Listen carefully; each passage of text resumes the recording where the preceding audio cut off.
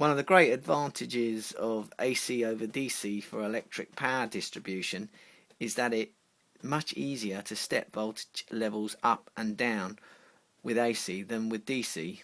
For long distance power transmission, it is desirable to use as high a voltage and as small a current as possible. This reduces I2R heating losses in the transmission lines, and smaller wires can be used, saving on material costs. Present-day transmission lines routinely operate at RMS voltages of the order of 500 kilovolts, yet safety considerations and insulation requirements dictate relatively low voltages in generating equipment and in household and industrial power distribution.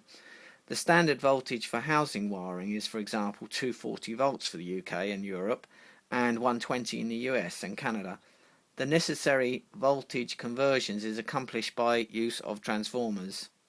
In principle, the transformer consists of two coils, electrically insulated from each other, but wound on the same core. Transformers used in power distribution systems have soft iron cores.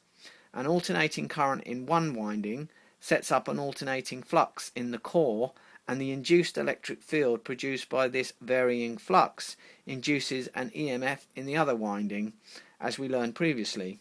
Energy is thus transferred from one winding to another via the core flux and its associated induced electric field. The winding to which power is supplied is called the primary.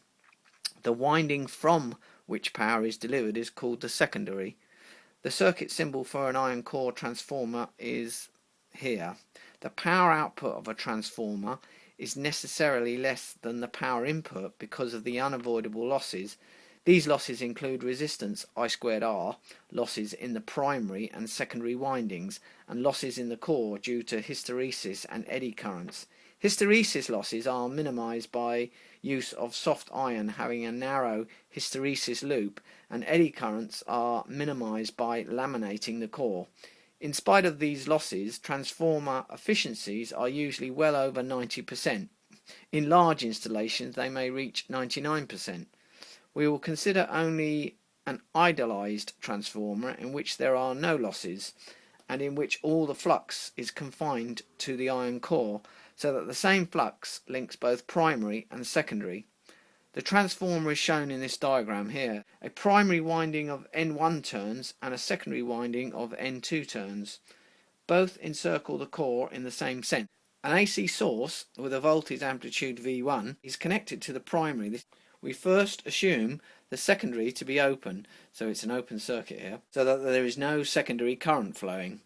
The primary winding then functions merely as an inductor. The primary current, which is small, lags the primary voltage by 90 degrees and is called the magnetizing current. Because the primary voltage is 90 degrees out of phase with the current, the power input to the transformer is zero. The core magnetic flux is in phase with the primary current.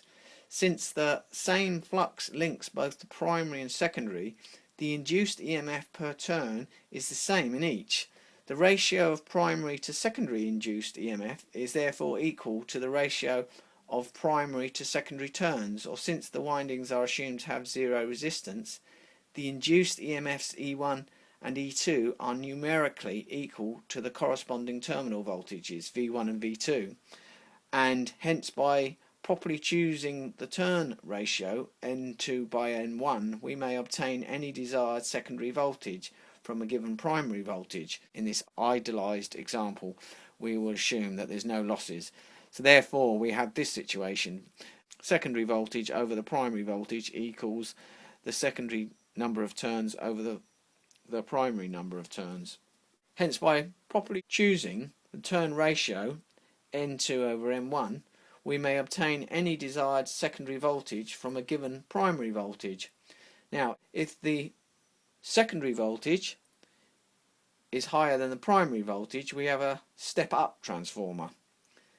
If the secondary voltage is lower than the primary voltage, we have a step-down transformer. Consider next the effect of closing the secondary circuit.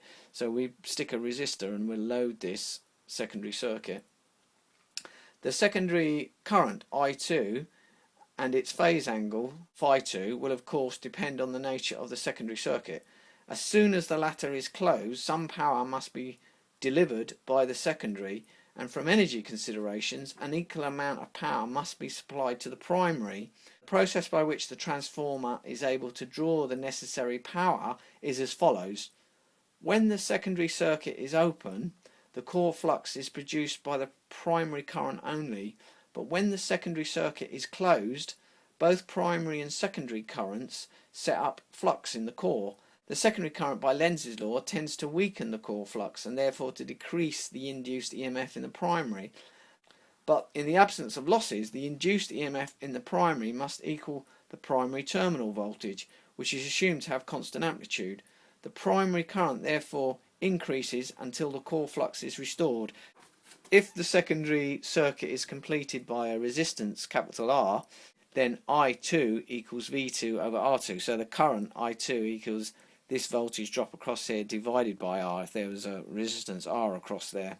From energy considerations, the power delivered to the primary equals that taken out of the secondary, neglecting losses. So V1I1 equals V2I2. So we can write VI equals I1 equals V2I2 because the powers then are equal. Combining this equation with the above expression for I2, then we find that I1 can be written like so. Hence, when the secondary circuit is completed through this resistance R, the result is the same as if the source had been connected directly to a resistance equal to R multiplied by the reciprocal of the square of the turns ratio. In other words, the transformer transforms not only voltages and currents, but impedances as well. It can be shown that the maximum power is supplied by a source to a resistor when its resistance equals the internal resistance of the source. The same principle applies in both DC and AC circuits. So when a high impedance AC source must be connected to a low impedance circuit, as when, say, an audio amplifier is connected to a loudspeaker, the impedance of the source can be matched to that of the circuit by using a transformer having the correct turns ratio. That's it for talking about transformers.